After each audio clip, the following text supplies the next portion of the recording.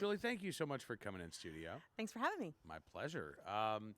So you're writing for the Huffington Post now? Only a few times. Yeah? Occasionally they take my pieces. Kind of a big deal. Yeah, it is. It's great. It reaches a great, very broad audience, certainly outside of the conservative readership. So it's good. It's good to reach those audiences. Can I refer to you now as HuffPo contributor?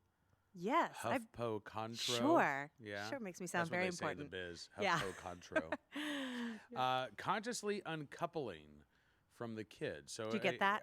Do you get that? See, I'm not a celebrity person, so But I did. you obviously you just said it. So you know the reference. Well, I read your article. Oh.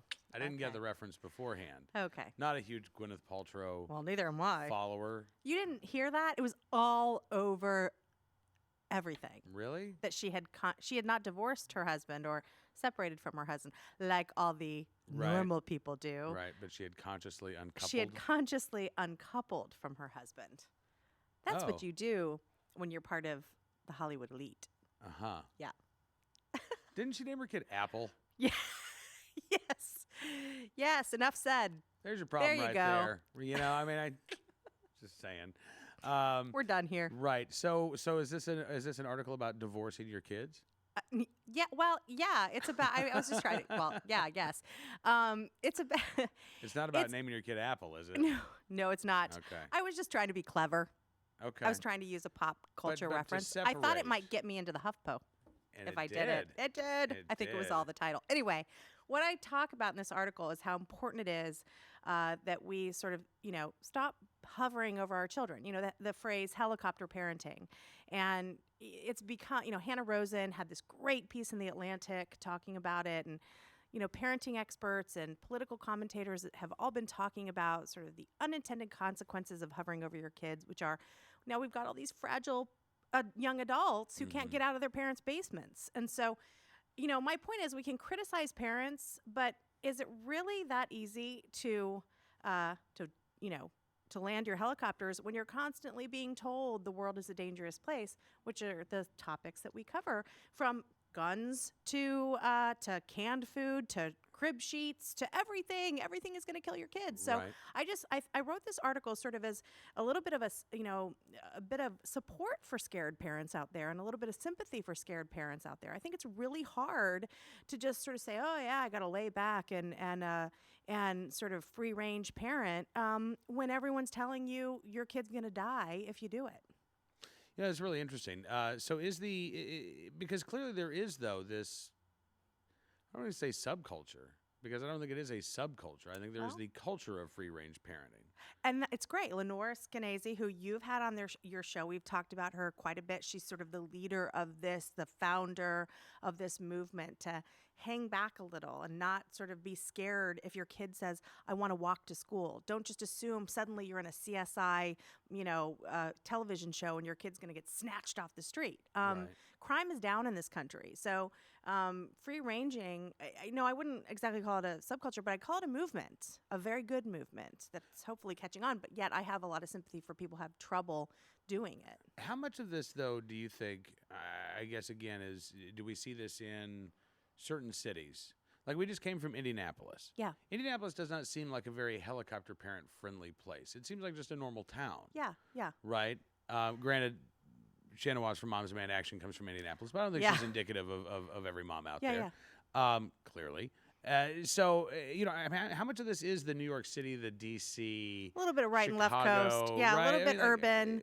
I agree with you. I think sort of in the Midwest, people are much more capable of being being less nervous. I think there's a lot of farming communities out there. There are a lot of people out there that tend to work the land a little bit more, and so that might make them a little bit more down to earth. But yeah, I definitely agree. It's sort of an East Coast, West Coast kind of phenomenon. Because I think a lot of it is peer pressure. But it's too. I think it's parental peer pressure, right? yeah, Are you the right type of parent?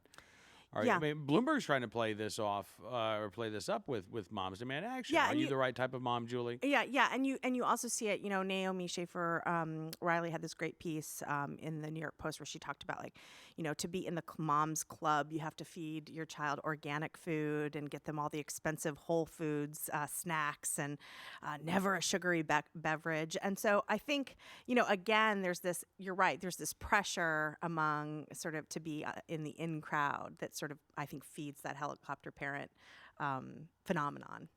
Yeah, I agree. Yeah. And again, I think the free range parents, those who engage in free range parenting, Yeah. I think are probably more self confident and sure. more. They're not looking to please the crowd, Right. They're looking Right. to raise their kids. Right.